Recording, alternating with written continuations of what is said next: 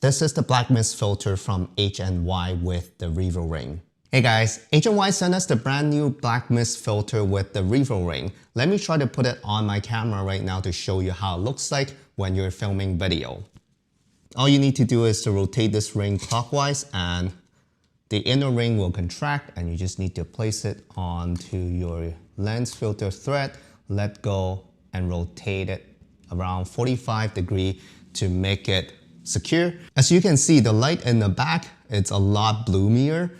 The light source looks bigger and softer. This is the effect of putting a mist filter onto a lens when you're filming or taking photos. And this is the purpose of this Blackmist filter from H&Y. Now we're gonna jump straight into some photos that I've taken of my friends with this filter, and I'll show you the before and after putting on this filter with some of the photos, and you'll see how it looks like. So let's go straight into the computer.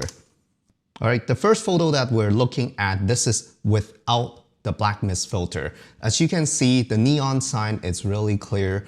All the lights are just as a normal photo that you've taken. I was taking the photo with the 56 1.2 lens at f1.2, and this is before putting on the Blackmist filter. I'm gonna show you the after. This is what it looks like after I put on the H&Y Blackmist filter onto the 56 f1.2 lens. And as you can see, the neon sign, it's much more bloomier.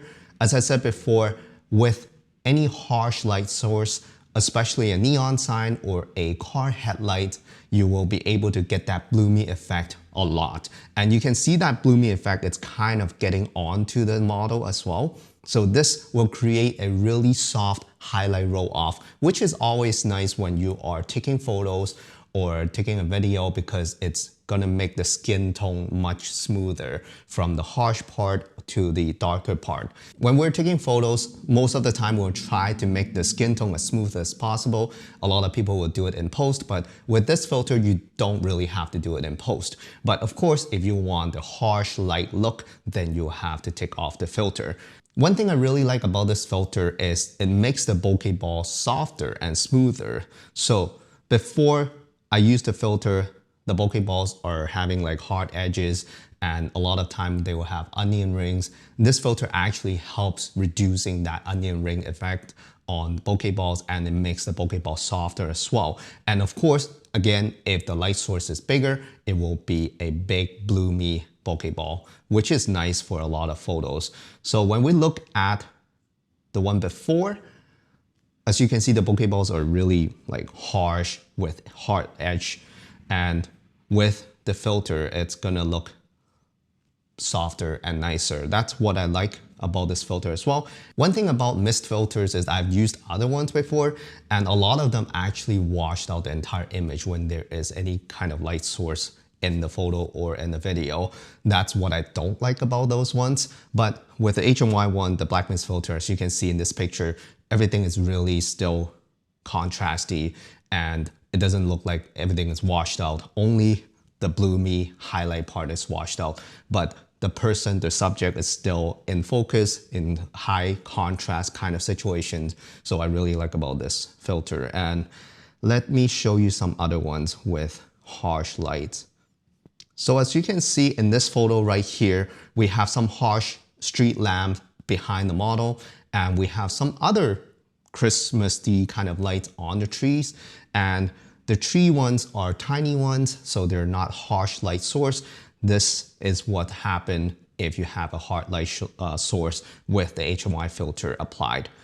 All right, as you can see in this photo, we have some car headlights behind the model. This is where the filter really helps blooming those harsh highlights. Without this, it will be just, you can see the car and basically you can see everything really clearly, but this makes the entire image a lot dreamier. So this is a look that a lot of people like, and my friends like it. I like it for a lot of portrait photos. Oh, one thing to keep in mind, the filter is mainly going to work at night because you have all these light source, again, harsh light source and car headlights.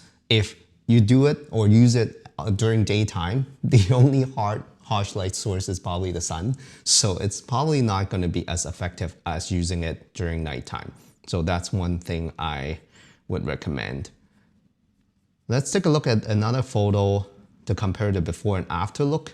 As you can see in this photo right here, we have a really bright sign behind the model. This is with the H&Y Blackmist filter applied.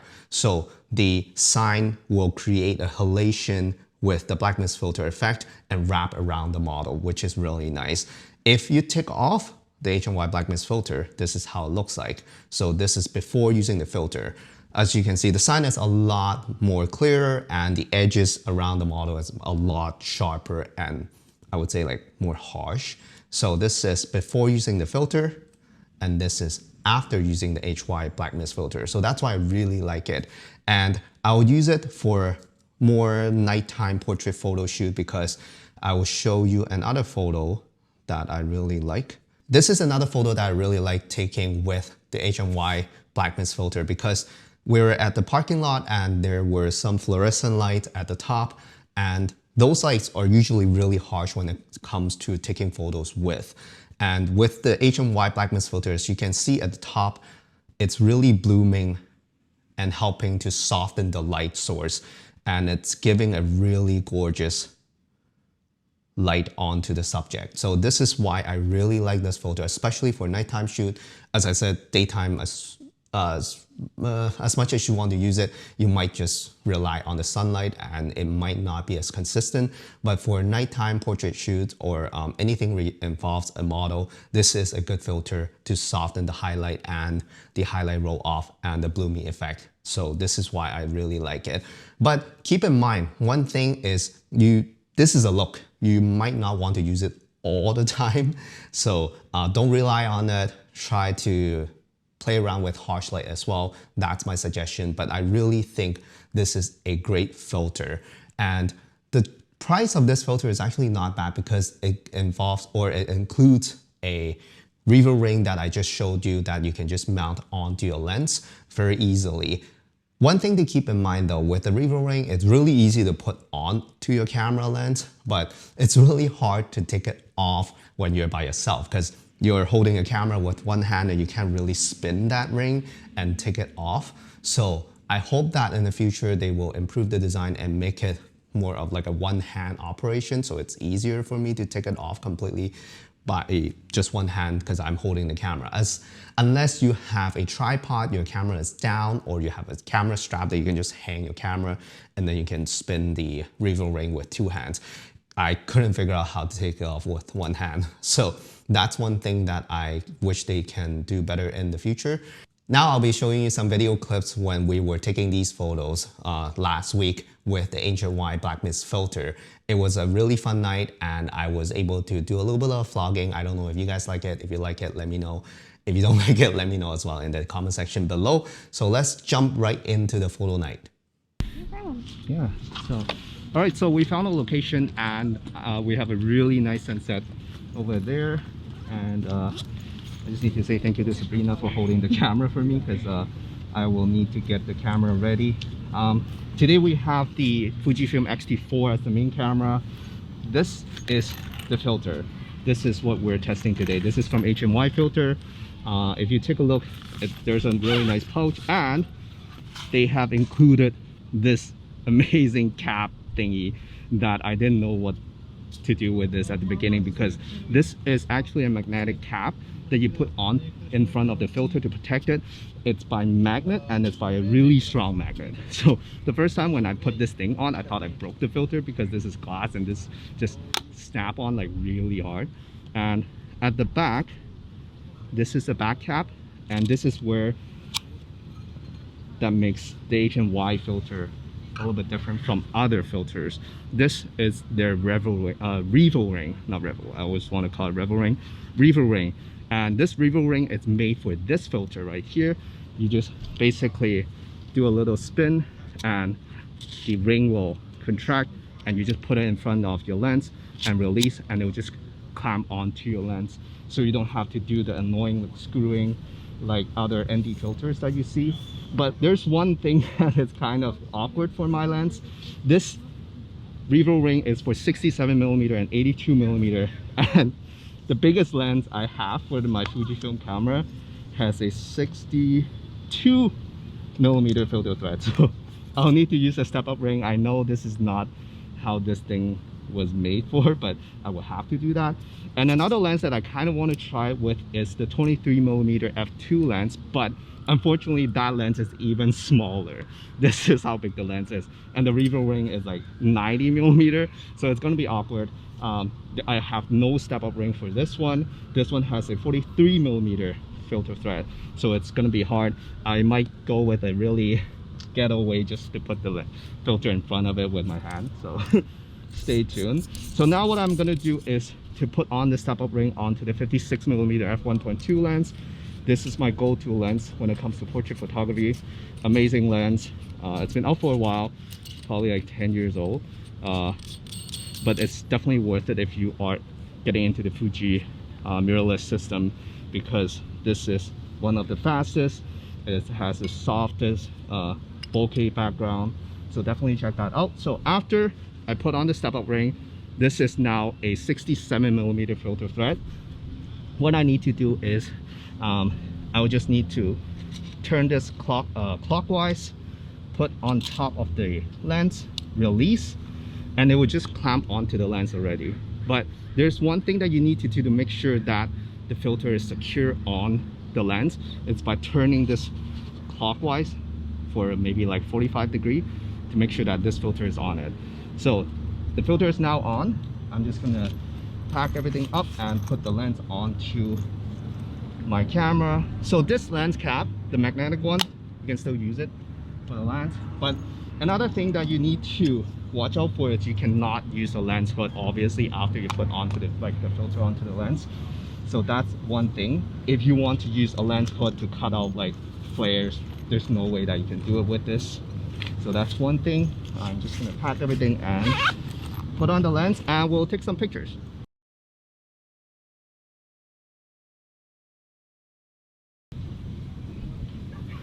Alright, so what I'm gonna do right now is I have the X-T4 with the 56mm f1.2 lens. I have it set to f1.2. My shutter speed is about 1,000 of a second, and ISO all the way down because the sun is right behind Sean. Thank you, Sean. And he's my model today, and I'm gonna take some photos and see how it looks like with this filter. And the profile that I'm using on the X-T4 is classic chrome.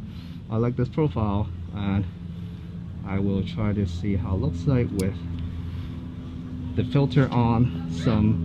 It's just gonna be a upper body shot.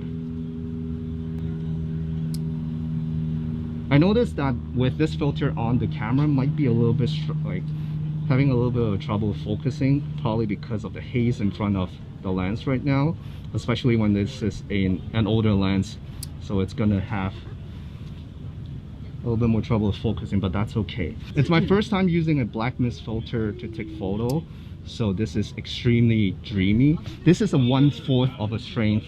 A lot of companies, they do have a 1/8 of a strength and 1/2. I would never go 1/2. It's gonna be like super foggy, and if you go 1/4, it's still a little bit too strong for me, but I think it's okay at this moment. Thank you, Sean. Like, you look great.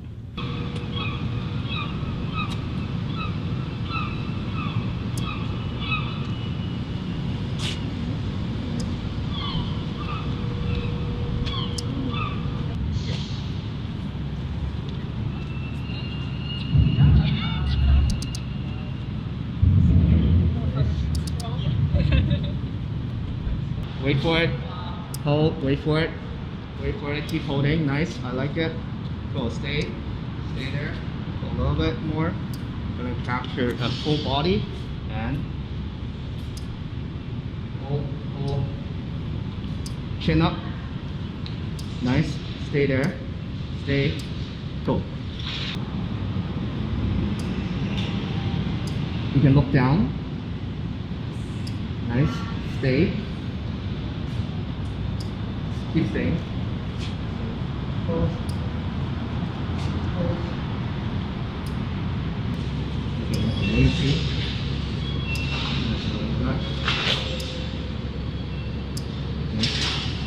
Nice.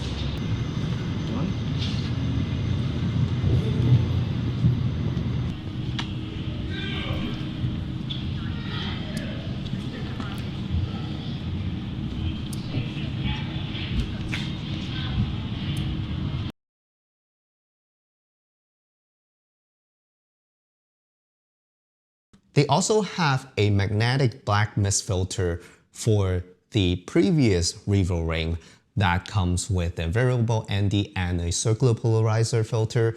They do plan to have a combo where you can get the magnetic black mist filter ring, the variable ND, the circular polarizer with the Revoring. So that's a whole package. So if you have the money, I would suggest you to get that one so you have all the things. Because with this Blackmist Revoring combo, I am not able to use my variable ND filter. You can use a fixed ND filter before you put on the Revoring because most of those fixed ND filter do have threads where you can just mount this one on top. But I would say if you don't have any filters already or if you don't have any variable ND filter, definitely consider getting the biggest size magnetic black mist with the variable ND filter and the circular polarizer with the Revoring, so you have all your filters all in one, basically one system. You will not like having multiple brand name filters all over the places. So that's my suggestion if you are planning to get this filter. That's it. Those are my thoughts on the black mist filter with the Revoring from H&Y. I really like this filter because I am trying to do more and more portrait photography, and this really helps to soothe and soften the highlight roll of the subject in the photo, and I think that is really nice. I don't have to do anything in post. So this is something that I will use more and more. And as I said before, this is not a look that everyone likes and you don't have to use it all the time. But you know what, like I think it's really flattering, so I really like it. Let us know what you think in the comment section below. Thank you so much for watching and I'll see you in the next one.